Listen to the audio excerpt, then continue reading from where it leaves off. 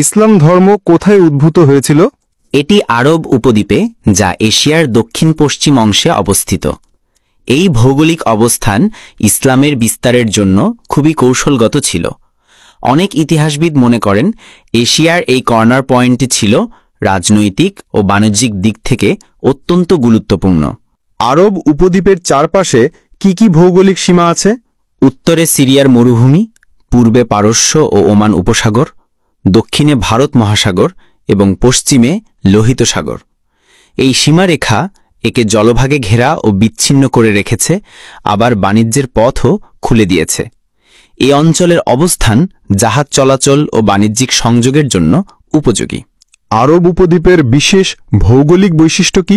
এটি 3টি মহাদেশ, এশিয়া, ইউরোপ এবং আফ্রিকার সংযোগস্থলে। এই অবস্থান ধর্ম, সংস্কৃতি ও বাণিজ্যের আদান প্রদানের গুরুত্বপূর্ণ কেন্দ্র হয়ে উঠতে সাহায্য করেছে। মুসলিম বণিকরা এই 3 মহাদেশে সহজে পৌঁছাতে পারতেন বলে ইসলাম দ্রুত ছড়িয়ে পড়ে। আরবের মাটির বিশেষত্ব কি ছিল? এখানে পৃথিবীর প্রাচীনতম শিলা পাওয়া যায়।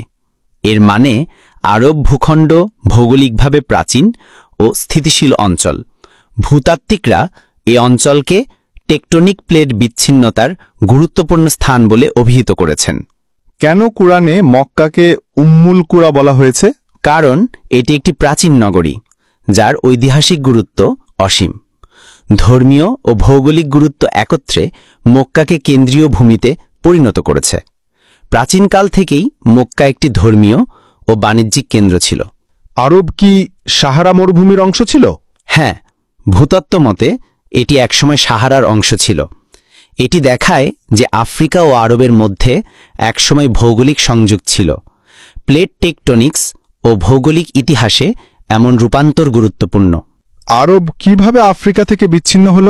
নীলনদ ও লোহিত সাগরের সৃষ্টি এই বিচ্ছিন্নতায় ভূমিকা রাখে। জলবিভাজন ভৌগোলিক গঠন বদলে দিতে পারে।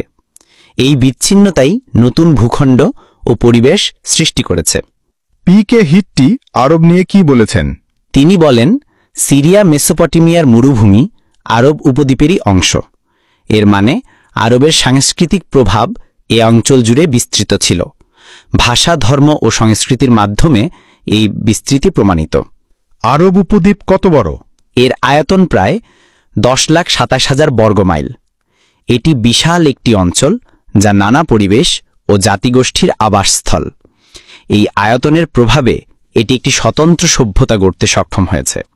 শিবলি নোমানির হিসেব অনুযায়ী আরবের মাপ কত? দৈর্ঘ্য 1500 মাইল, প্রস্থ 600 মাইল, মোট 12 লাখ বর্গমাইল। এই ভিন্ন পরিমাপ গবেষণায় পদ্ধতির পার্থক্য দেখায়। বিভিন্ন উৎসে পরিসংখ্যান ভিন্ন হতে পারে, কিন্তু তাতে মৌলিক সত্য বদলায় না। আরবের আয়তন তুলনামূলকভাবে কত বড়?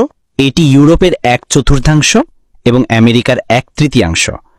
এ তুলনা অঞ্চলটির বিশালতা বোঝায়। এ তুলনা ইতিহাস ও ভূগোল পড়ার ক্ষেত্রে সহায়ক। সৈয়দ আমির আলী আরবের তুলনা কিভাবে দিয়েছেন? তিনি বলেন, আরব ভূখণ্ড ফ্রান্সের চরম উৎকর্ষের সময় কার সাম্রাজ্যের দ্বিগুণ। এটি আরবের সামর্থ্য ও ভৌগোলিক প্রভাব তুলে ধরে। এই তুলনা রাজনৈতিক ইতিহাস বোঝার জন্য কার্যকর। আজকের আরব অঞ্চলের জনসংখ্যা কেমন? প্রায় 44 কোটি। তবে মরুভূমি অঞ্চল হওয়ায় জনবসতি কম। জনসংখ্যার ঘনত্ব পরিবেশ ও জীবনযাত্রার সঙ্গে সম্পর্কযুক্ত। পানি, কৃষি ও অর্থনীতির ভিত্তিতে জনবসতি গড়ে ওঠে।